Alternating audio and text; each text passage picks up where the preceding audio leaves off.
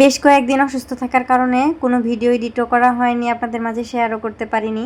এটা ছিল গত শুক্রবারের ভিডিও। ওই দিন গিয়েছিলাম একটু পুজোর কেনাকাটা করতে তো বেশ ভালোই লাগে। তো সারাদিন যা করেছি সেটাই আপনাদের সাথে শেয়ার করব। So good morning everyone, welcome জানাচ্ছি সবাইকে আমার নতুন একটা ভিডিওতে। গতকাল রাতেই বাবা বলে রাখছিল যে আজকে সকাল সকাল বের হবে পুজোর কেনাকাটা করতে।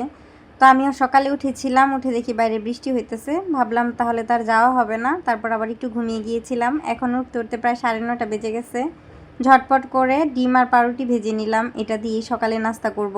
বেশিরভাগ শুক্রবার এমনই হয়, ঝটপট যেটা হয় আর কি সেটা দিয়ে নাস্তা করা হয়। পুজো যেহেতু এসেই পড়েছে, কেনাকাটা তো করতেই হবে।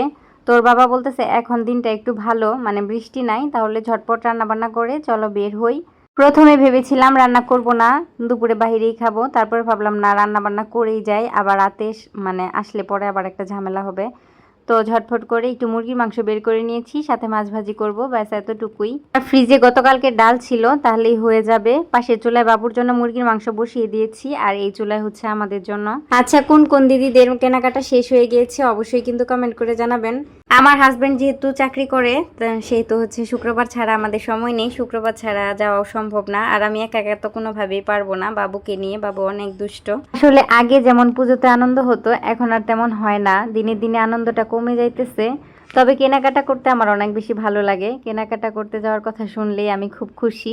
বেশ কিছুদিন যাবতই যেতে চাইতেছি কেনাকাটা করতে, কিন্তু মাঝখানে আবার বাড়িতে যাওয়া লাগলো, তাই আর কি হয়ে ওঠেনি। তবে আজকে শুক্রবারে যদি না যাই তাহলে হচ্ছে আর হবেই না। দেখা যাবে সামনের সপ্তাহে বাড়িতে চলে যাওয়া লাগবে, কারণ আমি যেহেতু সবসময় বাড়িতেই পুজো করি। যাই হোক, রান্নাবান্না কমপ্লিট, খাওয়া দাওয়া করে নিয়েছি আমরা। এখন একটু স্নান টান করে রেডি হয়ে নিলাম। আর এইদিকে বাবুর বাবা বাবুকে স্নান করিয়ে রেডি করে দিয়েছে। আমার ছেলে তো বাইরে যাওয়ার কথা শুনলে খুব খুশি।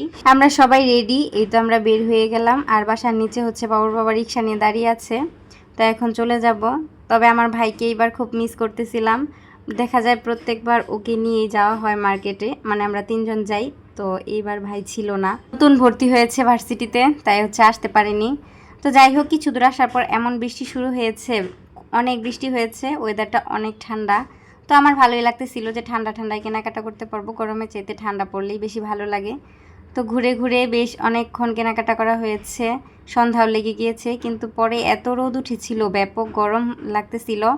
তো সন্ধ্যার সময় আমরা একটু বাইরে খাওয়া দাওয়া করেছি, সন্ধ্যায় টুকটাক খাওয়া দাওয়া করেছি, ওইখানে একটু রেস্ট নিয়ে তারপর যা যা বাকি ছিল আবার কেনাকাটা করে তারপর হচ্ছে বাসার উদ্দেশ্যে রওনা করব। এখন প্রায় হচ্ছে রাত 9টা বেজে গেছে আমাদের বাসায় আসতে আসতে। আর আসার পথে, বাসার সামনে যেহেতু ট্রেনের লাইন আমাদের, তো আসার পথে সিগন্যাল পড়েছিল, তো সেইখানে 2টা ট্রেন দেখলো বাবু। বাবু তো খুব খুশি ট্রেন দেখে।